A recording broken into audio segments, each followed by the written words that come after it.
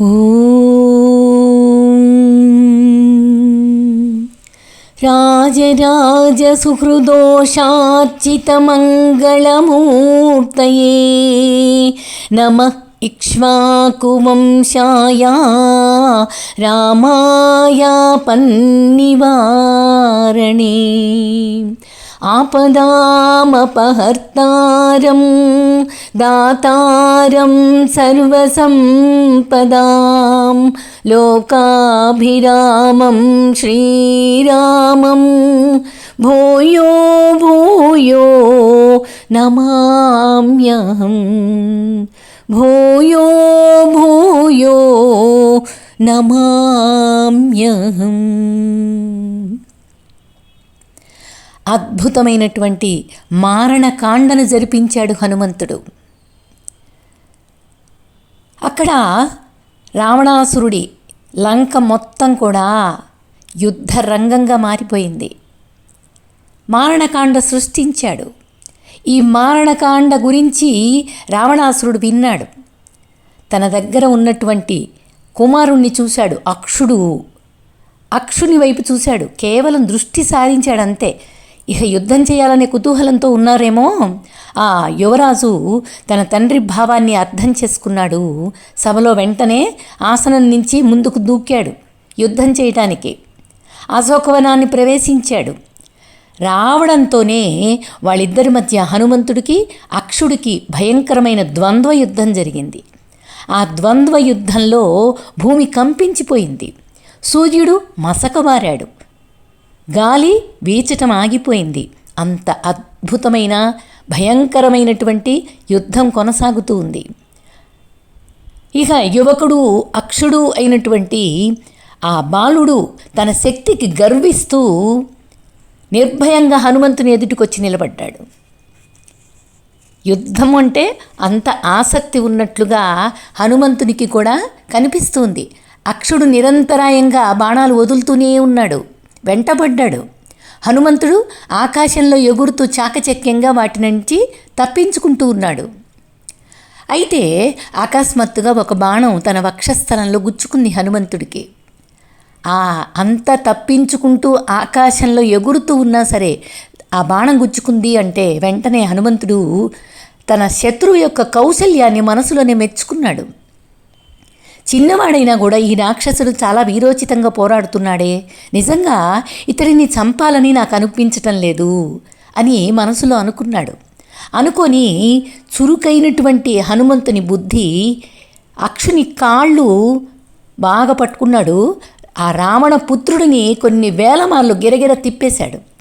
చంపేయాలి అనిపించట్లేదు, కానీ తప్పదు. ఇతన్ని చంపకపోతే నేను రావణాసురుడి దగ్గరికి వెళ్ళలేను. కాబట్టి నేలకేసి గిరగిర తిప్పేసి నేలకేసి కొట్టేశాడు. అవయవాలన్నీ విచ్ఛిన్నమైపోయినాయి. వక్షస్థలం నుగ్గైపోయింది.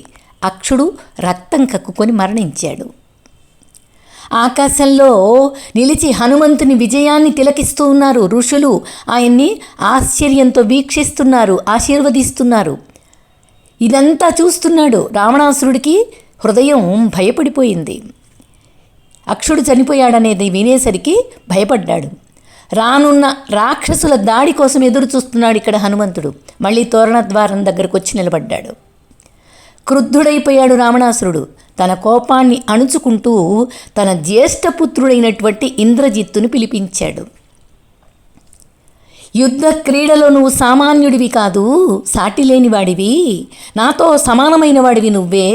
నువ్వు స్వర్గాధిపతి అయిన దేవేంద్రుడిని దేవతలందరితో సహా జయించిన వాడివి. స్వయంగా బ్రహ్మదేవుని నుండి ఆయుధాలు పొందావు. ఇప్పుడు నువ్వు వెళ్ళి ఈ అంతుపట్టకుండా ఉన్నటువంటి ఆ శత్రువెవరు అతన్ని ఓడించటానికి నువ్వు యుద్ధం చెయ్యి అని పంపించాడు. ఇంద్రజిత్తు వెంటనే ధనుష్టాంకారం విన్నాడు. ఇంద్రజిత్తు ధనుష్టాంకారం విని హనుమంతుడు అమ్మయ్య రావాల్సిన వాళ్ళు వచ్చారు అని ఆనందించాడు. అప్పుడు అక్కడ జరిగిన యుద్ధంలో తన బాణాలతో హనుమంతుడిని ఛేదించే అవకాశం ఇంద్రజిత్తుకు లభించడం లేదు. హనుమంతుడు కూడా ఇంద్రజిత్తుని కొట్టలేకపోతున్నాడు. ఇద్దరు మహాబలవంతులు, సాటిలేని యుద్ధ వీరులు. తన ఆయుధాల వైషమ్యాన్ని గమనించుకుంటున్నారు ఇద్దరు. ఇంద్రజిత్ అనుకున్నాడు, హనుమంతుడిని చంపడం అసాధ్యం అనే నిర్ణయానికి వచ్చేశాడు. అయితే బందీగా పట్టుకోవాలి అని ఆలోచించాడు. ఇంద్రజిత్తు ఒక ప్రత్యేకమైన బ్రహ్మాస్త్రాన్ని ప్రయోగించాడు. హనుమంతుడు తక్షణమే దాని చేత బంధితుడైపోయాడు. దాదాపుగా స్పృహ లేకుండా నేలపై పడి ఉన్నాడా అనిపించే స్థితిలో ఉన్నాడు. ఒక ఆయుధ రూపంలో ఉన్నటువంటి బ్రహ్మదేవుని శక్తి తనని బంధిస్తూ ఉంది అని హనుమంతుడు అర్థం చేసుకున్నాడు. అదే సమయంలో అలాంటి అస్త్రం కొద్దిసేపట్లోనే తన ప్రభావానికి ఆ ఆయుధం ప్రభావానికి తన ప్రభావం కోల్పోతుంది. ఇది తనకు బ్రహ్మదేవుడిచ్చిన వరము అనుకున్నాడు, గుర్తు తెచ్చుకున్నాడు. అందుకని హనుమంతుడు ఇప్పటికిప్పుడైతే నన్ను విముక్తి చేసుకోలేను, ఎందుకంటే బ్రహ్మాస్త్రానికి కట్టుబడి ఉండటం అది తెలుస్తుంది ఆయనకి. కానీ ఆ బ్రహ్మాస్త్రానికి విలువ ఇచ్చాడు, భక్తితో నమస్కరించుకున్నాడు. అయినా ఇప్పటికి నేను విముక్తి చేసుకోలేను, కానీ నాకేం భయం లేదు. దీనిని ఒక అపజయంగా భావించడానికి బదులుగా రావణుడిని ప్రత్యక్షంగా కలుసుకునేందుకు ఒక అవకాశం ఇచ్చాడు అని అనుకున్నాడు మనసులో. బందీగా తీసుకువెళ్తున్నప్పటికీ బ్రహ్మదేవుని వరం వల్ల కొద్దిసేపట్లో నేను మళ్ళీ విడిపించుకోగలుగుతాను, ఇది నాకు సహాయంగానే అవుతుంది అని మనసులో అనుకున్నాడు. ఏ సంశయం లేదు నాకు అని మనసులో నిశ్చయించుకున్నాడు. రాక్షస యోధులు వచ్చారు, హనుమంతుడిని బలమైన తాళ్లతో బంధించారు. వాళ్ళు ఆయన్ని కట్టేస్తూ కఠినమైనటువంటి మాటలతో దూషించారు. అయితే బ్రహ్మాస్త్ర శక్తిని ఇతర విధాలైనటువంటి బంధనాలతో కలిపి వినియోగించలేరు.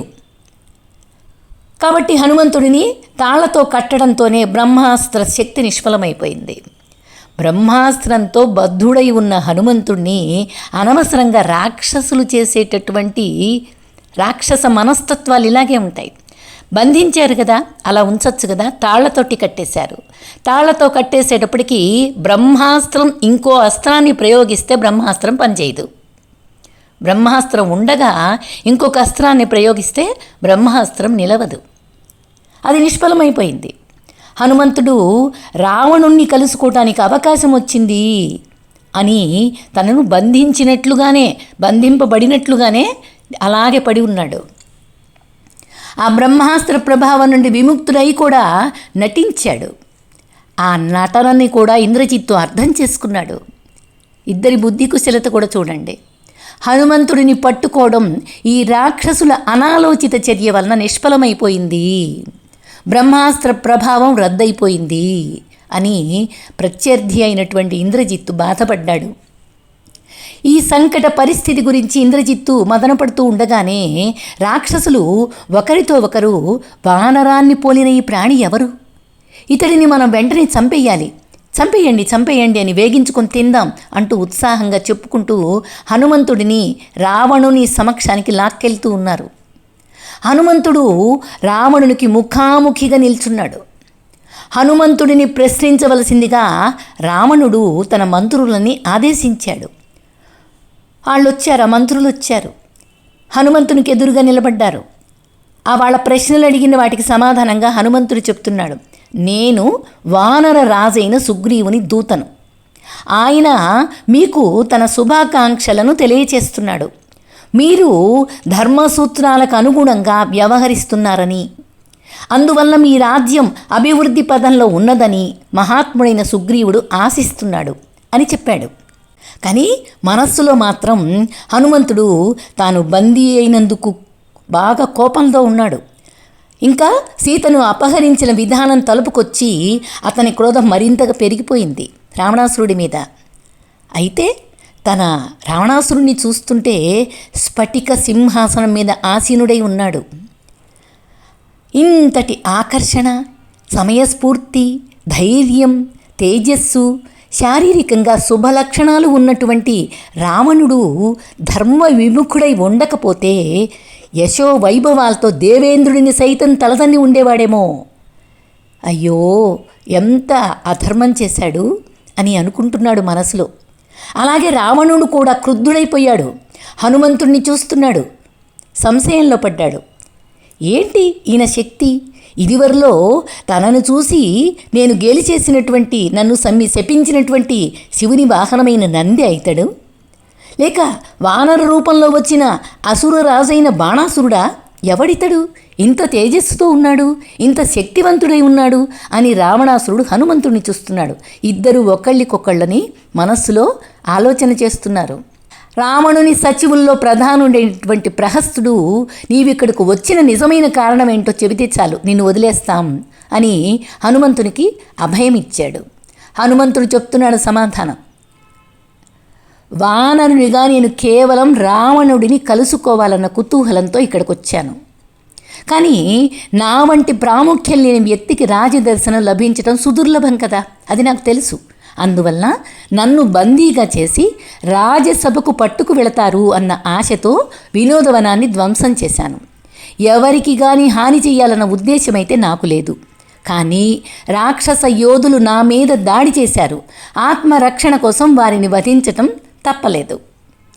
ఏ ఆయుధాలు కానీ తాళ్ళు కానీ నన్ను బంధించలేవని చాలా కాలం కిందట బ్రహ్మదేవుని నుండి నేను వరం పొందాను.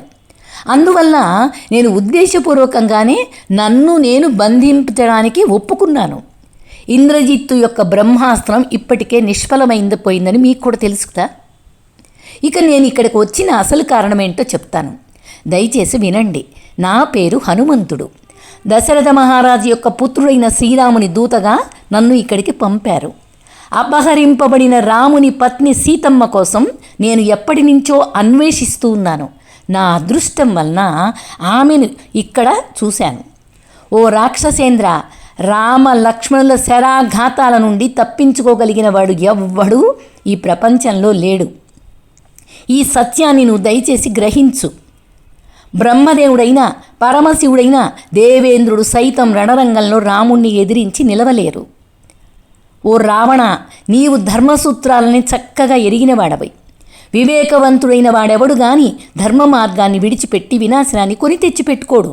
దయచేసి నా సలహా పాటించి సమయం మించిపోకముందే రామునికి సీతమ్మను తిరిగి అప్పగించు. గతంలో నీవు ఉగ్రమైన తపస్సాధనలు ఆచరించి దేవతల చేతులలో కానీ దానవుల చేతుల్లో కానీ మృత్యువు సంభవించకుండా వరాన్ని పొందావు కదా. అలాగే సీతను అపహరించటమనే నీ అధార్మిక కృత్యం నీకు వినాశనాన్ని తెచ్చిపెడుతుందని ఇప్పటికైనా నీవు గ్రహిస్తే మంచిది. యావత్తు లంకను నేనైనా సరే సర్వనాశనం చేసి వేయగలను. ఇక సమస్త విశ్వాన్ని లయం చేసి పునఃసృష్టి చేయగల రాముని గురించి చెప్పవలసిందేముంది చెప్పు. ఆయన దూతను నేనే చేస్తే ఆయన ఇంకెంతటి వాడు ఆలోచించు. హనుమంతుడు ఇలా చెప్పేసరికి రావణుడికి ఇంకా క్రోధం పెరిగిపోయింది. తక్షణమే ఈ వానరుని వధించండి అని కేక పెట్టాడు. కానీ మధ్యలో విభీషణుడు వచ్చాడు. పరమధర్మాత్ముడు మృదుస్వరంతో చెప్తున్నాడు, అగ్రజ, దూతలను చంపటం భావ్యం కాదు. నీవు నిశ్చయంగా మహావిద్వాంసుడివి హనుమంతుడు చెప్పినట్లు. కానీ అప్రతిబంధమైన ఆగ్రహాన్ని నీవు వశుడివి కావద్దు. నీ జ్ఞానమంతా బూడిదలో పోసిన పన్నీరైపోతుంది అని సలహా ఇచ్చాడు. ఈయన సలహా రావణాసురుడికి నచ్చలేదు. దుష్కార్యం చేసిన వాడిని వధించినందువల్ల వచ్చే పాపమేమీ ఉండదులే అన్నాడు. హనుమంతుడిని చావని అన్నాడు. విభీషణుడు చెప్తున్నాడు, అలా కాదన్నయ్యా, దూతను చంపవచ్చునని శాస్త్రాలలో ఎక్కడ ఆదేశం లేదు. అంగవిచ్ఛేదం కానీ, కొరడా దెబ్బలు కానీ, శిరోముండనం కానీ, వాతలు పెట్టడం కానీ ఇలాంటి శిక్షలు మాత్రం విధించవచ్చు. నీ వంటి ధీరోదాత్తులు నియంత్రణ లేని క్రోధ ప్రభావానికి ఎన్నడూ బలి కాకూడదు. నీ మీద ప్రతీకారానికి సిద్ధపడుతున్న వారు రామలక్ష్మణులు కాబట్టి వాళ్లతో పోరాడటానికి నీ సైన్యాన్ని పంపించు. వాళ్లతో యుద్ధం చెయ్యి. ఈ దూతనెందుకు? మా అధర్మమైన కార్యం మన మీద వేసుకోవటం అని చెప్తున్నాడు రావణాసురుడికి. సరే, పవిత్రాత్ముడు విభీషణుడు ఆ విషయం రావణాసురుడికి కూడా తెలుసు. అందుకని అయితే ఈ హనుమంతుడి తోకకు నిప్పు పెట్టండి, లంక పురవీధులని ఊరేగింపు చెయ్యండి అని ఆజ్ఞ జారీ చేశాడు. సరే, దగ్ధమైన బాలంతో ఇంటికి వెళ్తాడు. వాళ్ళ బంధువుల దగ్గరికి అలా పోనిద్దాం. సహజంగా కోతి స్వభావానికి ఈ తోకలంటే ఇష్టం కదా అని ఆజ్ఞ జారీ చేశాడు. ఇక హనుమంతుని తోకకు జీర్ణ వస్త్రాలని చుట్టారు. ఆ వస్త్రాన్ని తైల సిక్తం చేశారు. జీర్ణ వస్త్రాలకు నిప్పంటించారు. ఈ ఇట్లా జరుగుతూ ఉండగానే హనుమంతుడికి క్రోధం పెరిగిపోయింది. తన కాయాన్ని బాగా పెంచేశాడు. పెంచి ఆ తోకను, ఆ వాలాన్ని అటు ఇటు జుళిపించాడు. రాక్షసుల్ని దాంతో బాధేశాడు. రాక్షసులు మాత్రం హనుమంతుడిని గట్టిగా పట్టుకొని బంధించారు. హనుమంతుడే లంకానగరమంతా తిరిగి దాని రక్షణ వ్యవస్థను మరింత చక్కగా పరిశీలించాలని మనసులో అనుకున్నాడు. సరే బంధించని అని పట్టుబడ్డాడు. అంతే, కావాలని పట్టుబడ్డాడు. ఆయన్నెవరు బంధించలేరు. రాక్షసులు పురవీధులు గుండా హనుమంతుడిని మొరటుగా ఈడుస్తూ తామొక గూఢచారిని పట్టుకున్నాము అని ప్రజలకు చాటింపు చేస్తున్నారు. స్త్రీలు, పిల్లలు, పెద్దలు అంత బందీగా ఉన్న ఆ వానరుణ్ణి చూడాలనే కుతూహలంతో బయటకు వచ్చారు. అక్కడ సీతకు కావలి ఉన్నటువంటి రాక్షస స్త్రీలు హనుమంతుని పరిస్థితిని, వాళ్ళు మాట్లాడుకుంటున్న మాటల్ని ఆమె విన్నది, సీతమ్మ విన్నది. సీత ఎంతగానో బాధపడింది. అగ్నిదేవుడిని ధ్యానిస్తూ, నేను భక్తి చేత కానీ తపస్సాధనల చేతన ఏదైనా సరే పుణ్యం ఏదైనా కొంచెం ఆర్జించుకొని ఉంటే అవి ఇప్పుడు వినియోగమై హనుమంతునికి అగ్ని శీతలమగుగాక అని అగ్నిదేవుణ్ణి ప్రార్థించింది. వాయుదేవుడు శీతల పవనాల్ని వీచాడు. హనుమంతుని తోకకు ఉన్న అగ్ని చల్లగా మండుతోంది. అగ్ని జ్వాలలు ఉజ్వలంగా చెలరేగుతున్నాయి. నన్ను కాల్చటం లేదేమిటి ఈ అగ్ని? చూస్తుంటే ఈ రాక్షసులు నా తోకకు మంచును చుట్టారా ఏమి అని అనిపిస్తుంది హనుమంతుడికి. ఇది రాముని కరుణ వల్లనో సీతమ్మ కరుణ వల్లనో అయి ఉంటుంది అనేది నిశ్చయం అనుకుంటూ హనుమంతుడు ఆశ్చర్యపోయాడు. హనుమంతుడు మహాయోధుడిని, శ్రీరాముని బంటుని అయిన నేను ఇలా బంధితుడినై ఉండి ఈ రాక్షసుల అవహేళనలను గురి కావటం సముచితం కాదు, జరిగిన అవమానం చాలింకా అనుకున్నాడు. కనురెప్పపాటు సమయంలో హనుమంతుడు అకస్మాత్తుగా తన శరీరాన్ని కుదించుకుపోయాడు. బంధనాల నుండి విముక్తి పొందాడు. బంధనాలు వాటంతా అవి జారిపోయినాయి. సూక్ష్మరూపం ధరించేసరికి కేక పెడుతూ గాలిలోకి ఎగిరి హనుమంతుడు తన మహాకాయాన్ని మళ్ళీ ధరించాడు. నగర ద్వారం వద్ద పడి ఉన్న ఇనప గదని తీసుకున్నాడు. క్షణంలో కావలి వాళ్ళని చంపేశాడు. రాముని వద్దకు తిరిగి వెళ్లేలోగా రావణుడిని, రాక్షసులను వ్యధకు గురి చెయ్యాలంటే ఇంకా నేను చేయవలసిందేమిటి? నా వాలమా జ్వలిస్తూ ఉంది. ఈ వాలంతో, అగ్నితోటి లంకనంతటిని మహాగ్నితోటి ముంచేద్దాం. ఈ పని ఎందుకు చేయకూడదు, లంకని తగలబెట్టేసేద్దాం అనుకున్నాడు. అలా నిశ్చయించుకున్నాడో లేదో వెంటనే ప్రధాన సచివుని ప్రాసాదాగ్రం మీదకు లంఘించాడు, నిప్పు పెట్టేశాడు. ఒక ఇంటి కప్పు మీద నుండి ఇంకో కప్పు మీదకి అలా దుముకుతూ ఉన్నాడు. విభీషణుని ప్రాసాదం మాత్రం వదిలిపెట్టాడు. అందరి ప్రాసాదాలకు నిప్పంటించేశాడు. లంకా నగరం అంతటా మహాగ్ని జ్వాలలు వ్యాపించాయి. తమను, తమ ఆస్తుల్ని రక్షించుకోవడానికి యత్నిస్తూ రాక్షసులు పెద్ద పెట్టిన హాహాకారాలు చేయటం వినొచ్చింది. వానర రూపంలో అగ్నిదేవుడే ఇలా మహానగరాన్ని విధ్వంసం చేస్తున్నాడా? మన నగరాన్ని, లేక మనందరినీ సర్వనాశనం చేయటానికి ఇంద్రుడు కానీ, బ్రహ్మ కానీ, కాలపురుషుడు కానీ, విష్ణుదేవుడు కానీ, అపరిమిత శక్తి కానీ ఇక్కడికి రావడం జరిగిందా అని ఆశ్చర్యపోతున్నారు, ఇంకా భయపడుతూ ఉన్నారు. ఇలా నగరమంతా చుట్టి వచ్చిన తర్వాత హనుమంతుడు ఆగాడు. ఆగి అగ్నికీలలను వీక్షిస్తూ ఎంతో సంతృప్తి చెందాడు. హనుమంతుడు సముద్రం వద్దకు వెళ్ళి తన వాలానికున్న అగ్నిని చల్లార్చుకొని రాముని వద్దకు తిరిగి వెళ్ళడం గురించి ఆలోచిస్తూ ఉన్నాడు. లంకను దగ్ధం చేస్తున్న అగ్నిని మరోమారు చూశాడు. మరణిస్తున్న రాక్షసులు చేస్తున్న ఆర్తనాదాలు విన్నాడు. హనుమంతునిలో ఒక్కసారిగా ఒక భయంకరమైన అనుమానం కలిగింది. లంకను తగులపెట్టి ఎంత మూర్ఖమైన పని చేశాను, సీతమ్మ కూడా దగ్ధమైపోతేనో అనుకున్నాడు. ఇక కోపం ఎటువంటిదో చూడండి. నిగ్రహం లేకపోతే కోపం ఎంత పనైనా చేస్తుంది కదా. అంతకు మించిన మహాపాప లక్షణం జీవులకు వేరొకటి లేదు కదా. ఎందుకంటే దానివల్ల వాళ్ళు విచక్షణ శూన్యులై వ్యవహరిస్తారు. నిజానికి క్రుద్ధుడైన వాడు చేయనిది అననిది ఏముంటుంది చెప్పండి. క్రోధ వివశుడైన వాడు తన గురువుని, తల్లిదండ్రులను సైతం హత్య చేస్తాడు, అవమానిస్తాడు. తన క్రోధాన్ని నిగ్రహించుకోవడం నేర్చిన వ్యక్తియే అసలైన మానవుడు, మనిషి అనిపించుకుంటాడు. ఆవేశపూరితమైన చర్యలు ఎప్పుడు అనర్థదాయకాలే అని ఒకసారి హనుమంతుడు ఆలోచిస్తున్నాడు. వెంటనే ఆయనకి ఆలోచిస్తూ ఉండగానే శుభశకునాలు గోచరించాయి. పుణ్యాత్మురాలైన సీతకు హాని కలిగి ఉండదు.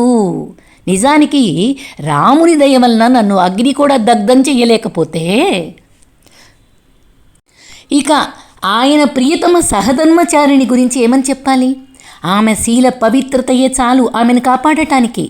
ఆమె తపశ్చర్యలు, సత్య అనురక్తి, శ్రీరాముని పట్ల ఆమెకున్న అంకిత భావం, వీటి శక్తి అగ్ని కంటే ఎంతో అధికమైన శక్తి గలది అన్న నిర్ధారణకొచ్చాడు మనస్సులో. ఆ సమయంలో సిద్ధులు, చారణులు, ఇతర దివ్య పురుషులు హనుమంతుని వీరోచిత సాహస కృత్యాన్ని ప్రస్తుతిస్తూ ఉన్నారు. అప్పుడు హనుమంతునికి ధైర్యం ఇవ్వడాని కోసం సీత క్షేమంగా ఉంది అని హనుమంతుడికి వాళ్ళు చెప్పారు. ఆయన మహదానందపడిపోయాడు, భయ విముక్తుడయ్యాడు. హనుమంతుడు శీఘ్రమే సీత ఉన్న చోటుకొచ్చాడు. ఆమెను చూశాడు, ఆనంద బాష్పాలు రాల్చాడు. హనుమంతా, సీతమ్మంటోంది, దయచేసి ఒక్కరోజు ఇక్కడే ఉండు. నీ సాంగత్యం వల్ల నా దుఃఖ తాపం నుండి అమితమైన ఉపశమనాన్ని పొందాను అని చెప్తుంది. అప్పుడు హనుమంతుడు చెప్తున్నాడు, సీతమ్మను స్వాంతన పరిచే ప్రయత్నం చేశాడు. ఆమెను రక్షించడంలో రాముని సమర్థతని గురించి ఉన్న సంశయాన్ని పోగొట్టాడు. తిరిగి వెళ్ళడానికి నిశ్చయించుకున్నాడు హనుమంతుడు. ఆ సీతమ్మను నమస్కరించాడు, ఆమె ఆశీర్వాదాన్ని తీసుకున్నాడు, పర్వతాన్ని అధిరోహించాడు. ఆకాశంలో ప్రయాణిస్తూ హనుమంతుడు మరోసారి గౌరవపూర్వకంగా మైనాక పర్వతాన్ని స్పర్శించాడు. చివరకు మహేంద్ర పర్వతాన్ని సమీపిస్తూ హనుమంతుడు తన వానర మిత్రులను కలుసుకునే ఉత్సుకతతోటి వాళ్ళ సంచాలనం చేస్తూ విజయోత్సాహంతో గర్జించాడు. హనుమంతుని గర్జన వింటూనే తీరం వద్ద నిరీక్షిస్తున్న వానరులు తమ వీరాది వీరుని వీక్షించడం కోసం ఆతృతగా సమాయత్తమయ్యారు. హనుమంతుని ఉత్సాహ అతిశయాన్ని బట్టి చూస్తే అతడు తన కార్యంలో సఫలీకృతునయ్యాడు అని చెప్పచ్చు. జాంబవంతుడు చెప్పాడు అందరికీ, హనుమంతుడు తిరిగి వస్తున్నాడు అంటే సీతమ్మను చూశాడనే అర్థం అని అనుకుంటున్నారు. వానరులు ఉత్సాహ ఉద్రేకంతో తమ వస్త్రాలను ఊపుతున్నారు. ఒక వృక్షం నుండి మరొక వృక్షానికి, ఒక పర్వత శిఖరం నుండి మరొక పర్వత శిఖరానికి చెంగును దూకుతున్నారు. సరే, హనుమంతుడు దృష్టిపథంలోకి రాగానే ఆయన మహేంద్ర పర్వతంపైకి దిగడం వాళ్ళు ముకుళిత హస్తాలతో నిలిచి హనుమంతుడి కోసం వీక్షిస్తున్నారు. వానరులు హనుమంతుని చుట్టూ చేరి కేరింతలు కొడుతున్నారు. ఆయన కందమూల ఫలాలను సమర్పించారు ఆయనకి. హనుమంతుడు ముందుగా జాంబవంతునితో సహా పెద్దలకు అభివాదం చేశాడు, అంగదునికి అభివాదం చేశాడు. వాళ్ళు ఉత్సాహంతో అడిగిన ప్రశ్నలన్నిటికీ సమాధానాలు చెప్పాడు. తాను సీతమ్మను కనుగొన్నానని శ్రద్ధగా భక్తిపూర్వకంగా తెలియచేశాడు. వానరులందరూ ఉత్సుకతతో తన చుట్టూ గుమిగూడారు. హనుమంతుడు మనసులోనే సీతమ్మకు ప్రణామాలు చేసి తన లంకా యాత్ర వివరాలు, సీతను కనుగొన్న విధానం, నగరాన్ని తాను ధ్వంసం చేయటం సవివరంగా వర్ణించి చెప్పాడు. చూడండి, అక్కడ ఆ ప్రయత్నం చేసేటప్పుడు సీతమ్మకు నమస్కరించుకున్నాడు అనే పదాన్ని మనము ఇక్కడ చక్కగా పట్టుకోవాలి. ఏ కర్మనైనా చేసేటప్పుడు ఒక భక్తితో ఏ కార్యాన్నైతే చేస్తున్నామో దానికి ప్రధాన కర్త ఎవరో నమస్కారం చేసి మొదలు పెట్టాలి. ఏ కర్మ చేస్తున్నా ఇది భగవంతునికే సమర్పణ, ఇది భగవంతుడే నియమించినటువంటి కార్యం అని నమస్కారం చేసి వినయపూర్వకంగా శ్రద్ధాంజలి ఘటించాలి. ఇది ఇక్కడ హనుమంతుడు చేసి చూపించాడు. ఇక మొత్తం వివరించి చెప్పాడు. రావణుడు తనకున్న సర్వస్వాన్ని ఆమెకు అర్పిస్తానన్నప్పటికీ కూడా సీత తన ప్రాణనాథునిగా రాముడిని అనన్యంగా విశ్వసిస్తూ ఉంది, రావణుడిని తృణీకరిస్తూ ఉంది. నిరంతరమైన రాముని ధ్యాసే సీతమ్మకు సజీవంగా నిలిపి ఉంచుతున్నది అనటానికి ఏమాత్రం అతిశయోక్తి కాదు. ఆమెను శీఘ్రమే రక్షించకపోతే ఆమె శుష్కించి మరణించడం తథ్యం అనే విషయాన్ని అందరు వానరులకి, జాంబవంతుడికి, అంగదుడికి చెప్పాడు. ఇక ఆలస్యం లేకుండా వాళ్ళు కిష్కిందకు బయలుదేరారు. మార్గ మధ్యంలో వానరులు సుగ్రీవుని స్వంతమైన మధువనం అనే దివ్యవనానికి చేరారు.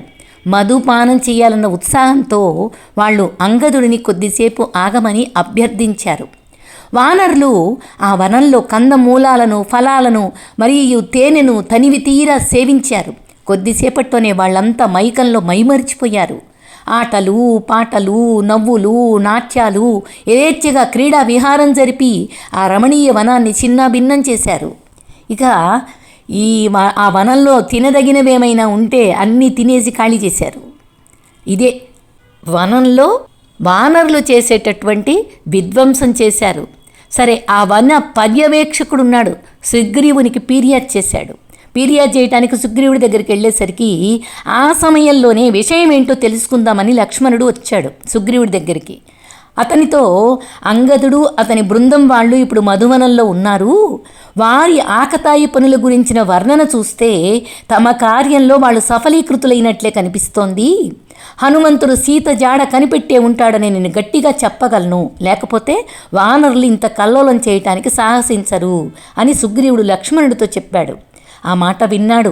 రామ లక్ష్మణులు ఉత్సాహభరితులయ్యారు. సుగ్రీవుడు కూడా అమితానందం పొందాడు. దదిముఖునితో, నీ ఫిర్యాదు పరోక్షంగా నాకు శుభవార్తను తెచ్చిపెట్టింది దదిముఖ. ఇక వానరుల ఆగడాలను సహించాల్సి ఉంది నువ్వు. దయచేసి ఇప్పుడు మధువనానికి తిరిగి వెళ్ళి అంగదుడిని, ఇతరులని నేను తక్షణమే చూడాలని అనుకుంటున్నానని తెలియచెయ్యి అని ఆజ్ఞాపించాడు. ధనిముఖుడు వెళ్ళాడు. అంగదుడిని సమీపించాడు. మధుర వాక్కులతోటి మాట్లాడాడు. నిన్ను, నీ అనుచరులను వనంలో యథేచ్ఛగా అనుభవించనీయకుండా అవరోధించాను. ఆ ప్రయత్నం చేసినందుకు నన్ను క్షమించు అని వినయంగా అని చెప్పుకున్నాడు.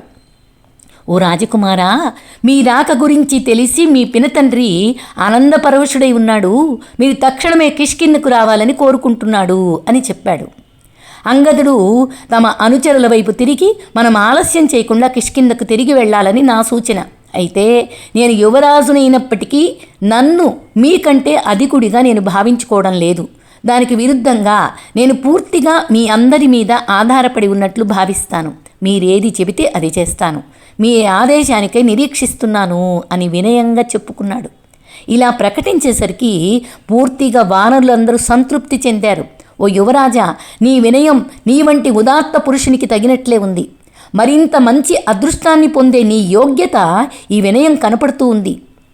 సుగ్రీవుడు, రాముడు మన రాక కోసం 1000 కళ్ళతో ఎదురు చూస్తున్నారు. కాబట్టి మనం మరో క్షణం కూడా ఆలస్యం చేయకుండా వెళ్ళిపోదాం అన్నారు. కొద్దిసేపట్లోనే అంగదుని బృందమంతా రాముని సమక్షానికి తిరిగొచ్చారు. సీత క్షేమంగా ఉంది. రావణుడు ఎన్ని ప్రయత్నాలు చేసినా ఒక్కసారైనా వాటికి లొంగకుండా ఆమె తన పాతివ్రత్య దీక్షలో స్థిరంగా నిలిచి ఉంది అంటూ హనుమంతుడు ఉత్సాహంగా చెప్పాడు. రాముడు ప్రేమాదరపూరితమైనటువంటి నేత్రాలతో హనుమంతుణ్ణి వీక్షించాడు. వానరులంతా సుగ్రీవునికి, రామలక్ష్మణులకు ప్రణామాలు చేశారు. తమను తాము సంభాళించుకోలేక వారిలో ప్రతి ఒక్కరూ హనుమంతుడు చెప్పిన విషయాన్నంతటినీ తిరిగి తిరిగి చెప్తూ ఉన్నారు. చివరకు వానరులంతా చెప్పటం ముగించాక రాముడు, రావణుని నివాసం ఖచ్చితంగా ఎక్కడ ఉందో నాకు వివరించండి. సీత గురించి ఇంకా చెప్పు. ఇప్పుడు నా గురించి ఆమె నిజంగా ఏమనుకుంటోంది అని అడిగాడు హనుమంతుని వైపు తిరిగి. ఇక వానరులంతా హనుమంతుడిని ముందుకు తోశారు. నువ్వు చెప్పు అని. అప్పటిదాకా వాళ్ళందరూ మాట్లాడారు. దక్షిణ దిక్కుకు నమస్కారం చేశాడు హనుమంతుడు. ముందు సీతమ్మకు నమస్కారం అన్నమాట. సీతను కనుక్కోవడానికి దారి తీసిన సన్నివేశాలన్నిటినీ వివరంగా చెప్పాడు. సీత ఇచ్చినటువంటి చూడామణిని రామునికిస్తూ, జనకరాజపుత్రి యొక్క భక్తి అంతా నీ మీదనే స్థిరంగా నిలిచి ఉంది రామా. నీ వియోగంలో ఆమెకు జీవితం గడవడమే కష్టంగా ఉంది అని చెప్పాడు. హనుమంతుడు సీత సందేశాలన్నిటినీ వివరించాడు. కాకి రూపంలోని ఇంద్రపుత్రుడు ఆమె స్తనాలను రక్కిన విషయాన్ని, అరుణవర్ణ ధాతువుతో రాముడు ఆమె ముఖాన్ని శృంగారించిన విషయాన్ని, జీవితమును త్యజించడం తథ్యమని ఆమె చెప్పిన విషయాన్ని పూర్తిగా సంపూర్ణంగా రాముడికి వివరించి చెప్పాడు. హనుమంతుల్ని పలుకుల్ని ఆకర్ణిస్తూ రాముడు సీత పంపిన చూడామణిని తన హృదయానికి హత్తుకున్నాడు. రాముడు, లక్ష్మణుడు నిరంతరాయంగా కన్నీరు కార్చారు. ఆ చూడామణిని మా వివాహ సమయంలో సీతకు ఆమె తండ్రి బహూకరించాడు. చాలా కాలం కిందట జనక మహారాజు నిర్వహించిన యజ్ఞంకు సంతుష్టుడై ఆయనకు దేవేంద్రుడు ఈ మణిని ప్రసాదించాడు. ఓ హనుమంత, దుఃఖ తీవ్రతతో నేను దాదాపుగా అచేతనుడైపోయాను. అందువల్ల దయచేసి సీత సందేశాలను మరొకసారి నాకు వినిపించు. అవి నా శిరస్సుపై వెదజల్లిన శీతల జల బిందువుల్లాగా పనిచేస్తున్నాయి అన్నాడు రాముడు. అందుకు సమాధానంగా హనుమంతుడు ఇంకా ఇలా వివరించాడు. నేను సీతతో నా వీపుపై ఆమెను మోసుకు వెళతానని చెప్పాను రామా. కానీ పరపురుషుడిని స్పర్శించడానికి ఇష్టం లేనందున ఆమె తిరస్కరించింది. నన్ను రక్షించడానికి శీఘ్రమే ఇక్కడకు రావాలని, నీవు రాముడికి నచ్చచెప్పాలి అని చెప్పింది. నా దుఃఖం దాదాపుగా దుర్భరంగా ఉంది. నేనెంతకాలం జీవించగలనో చెప్పలేను. హనుమంత, రాముడు, లక్ష్మణుడు, వానరులు సముద్రాన్ని దాటి లంకకు ఎలా రాగలరు? నీవు రావణుని చంపి నన్ను రామునికి అప్పగించగల సమర్థుడవని నాకు అర్థమైంది.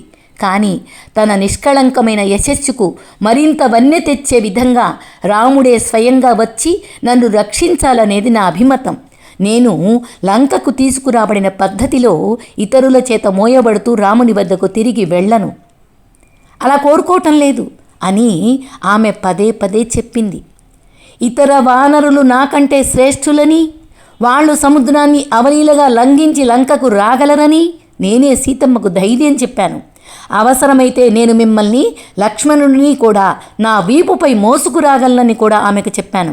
ఇలా నేను సీతమ్మను ఒకంత స్వాంతనపరిచాననే అనుకుంటున్నాను. కానీ ఆమె ఉన్న అనిశ్చిత పరిస్థితిని దృష్టిలో ఉంచుకొని ఇక ఎంతమాత్రం ఆలస్యం చేయకుండా మనం లంకపై దాడి చేయటానికి తగిన మార్గం ఏదైనా శీఘ్రమే యోచన చేయవలసిందిగా నిన్ను అభ్యర్థిస్తున్నాను రామా అంటూ హనుమంతుడు చెప్పటం ముగించాడు. జై హనుమాన్, జై జై హనుమాన్.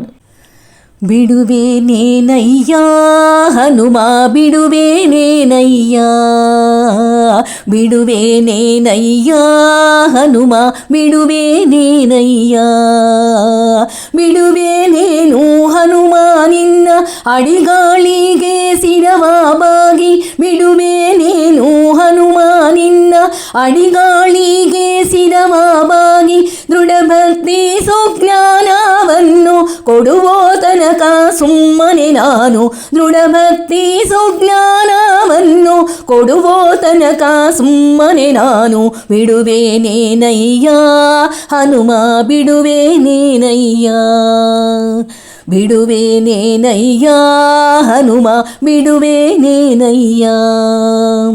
ಡೊಂಕು ಮೂರೆ ಬಾಲವತಿದ್ದಿ ಹುಂಕರಿಸಿದರೆ ಅಂಜುವನಲ್ಲ, ಡೊಂಕು ಮೂರೆ ಬಾಲವತಿದ್ದಿ ಹುಂಕರಿಸಿದರೆ ಅಂಜುವನಲ್ಲ, ಕಿಂಕರ ನಿನಗೆ ಕಿಂಕರ ನಾನು ಪಂಕಜನಾಭನ ತೋರುವ ತನಕ, ಕಿಂಕರ ನಿನಗೆ ಕಿಂಕರ ನಾನು ಪಂಕಜನಾಭನ ತೋರುವ ತನಕ, ಬಿಡುವೆ ನೇನಯ್ಯ ಹನುಮ ಬಿಡುವೆ ನೇನಯ್ಯ, ಬಿಡುವೆ ನೇನಯ್ಯ ಹನುಮ ಬಿಡುವೆ ನೇನಯ್ಯ. ಹಸ್ತವಾನೆತ್ತಿದರೇನು ಹಾರ ಕಾಲ ಕಾಲೇನು, ಹಸ್ತವಾನೆತ್ತಿದರೇನು ಹಾರ ಕಾಲ ಕಾಲೇನು, ಭೃತ್ಯನು ನಿನ್ನವನು ನಾನು ಹಸ್ತಿವರದನ ತೋರುವ ತನಕ, ಭೃತ್ಯನು ನಿನ್ನವನು ನಾನು ಹಸ್ತಿವರದನ ತೋರುವ ತನಕ, ಬಿಡುವೆ ನೇನಯ್ಯ ಹನುಮ ಬಿಡುವೆ ನೇನಯ್ಯ, ಬಿಡುವೆ ನೇನಯ್ಯ ಹನುಮ ಬಿಡುವೆ ನೇನಯ್ಯ. ಹಲ್ಲು ಮುಡಿಯ ಕಚ್ಚಿದರೇನು ಅಂಜುವೆನೇನು ನಿನಗೆ ನಾನು, ಹಲ್ಲು ಮುಡಿಯ ಕಚ್ಚಿದರೇನು ಅಂಜುವೆನೇನು ನಿನಗೆ ನಾನು, ಉಲ್ಲನಾಭನಲ್ಲಿ ಮನಸ್ಸು ನಿಲ್ಲಿಸು ತನಕ ಸುಮ್ಮನೆ ನಾನು, ಉಲ್ಲನಾಭನಲ್ಲಿ ಮನಸ್ಸು ನಿಲ್ಲಿಸು ತನಕ ಸುಮ್ಮನೆ ನಾನು, ಬಿಡುವೆ ನೇನಯ್ಯ ಹನುಮ ಬಿಡುವೆ ನೇನಯ್ಯ, ಬಿಡುವೆ ನೇನಯ್ಯ ಹನುಮ ಬಿಡುವೆ ನೇನಯ್ಯ. ಶರದಿಯನ್ನು ದಾಟಿದರೇನು ಸೀತೆ ಗುಂಗುರ ಕೊಟ್ಟಾರೇನು, ಶರದಿಯನ್ನು ದಾಟಿದರೇನು ಸೀತೆ ಗುಂಗುರ ಕೊಟ್ಟಾರೇನು, ಲಂಕಾ ಪಟ್ಟಣ ಸುಟ್ಟಾರೇನು, ಪುರಂದರ ವಿಠಲನ ತೋರುವ ತನಕ. ಲಂಕಾ ಪಟ್ಟಣ ಸುಟ್ಟಾರೇನು, ಪುರಂದರ ವಿಠಲನ ತೋರುವ ತನಕ. ಬಿಡುವೆ ನೇನಯ್ಯ ಹನುಮ, ಬಿಡುವೆ ನೇನಯ್ಯ, ಬಿಡುವೆ ನೇನಯ್ಯ ಹನುಮ, ಬಿಡುವೆ ನೇನಯ್ಯ, ಬಿಡುವೆ ನೇನು ಹನುಮ ನಿನ್ನ ಅಡಿಗಾಳಿಗೆ ಶಿರವ ಬಾಗಿ. ಬಿಡುವೆ ನೇನು ಹನುಮ ನಿನ್ನ ಅಡಿಗಾಳಿಗೆ ಶಿರವ ಬಾಗಿ. ದೃಢಭಕ್ತಿ ಸುಜ್ಞಾನವನ್ನು, ದೃಢಭಕ್ತಿ ಸುಜ್ಞಾನವನ್ನು ಕೊಡುವೋ ತನಕ ಸುಮ್ಮನೆ ನಾನು. ಬಿಡುವೆ ನೇನಯ್ಯ ಹನುಮ, ಬಿಡುವೆ ನೇನಯ್ಯ, ಬಿಡುವೆ ನೇನಯ್ಯ ಹನುಮ, ಬಿಡುವೆ ನೇನಯ್ಯ, ಬಿಡುವೆ ನೇನಯ್ಯ ಹನುಮ, ಬಿಡುವೆ ನೇನಯ್ಯ, ಹನುಮ ಬಿಡುವೆ ನೇನಯ್ಯ. ಜೈ ಶ್ರೀರಾಮ್.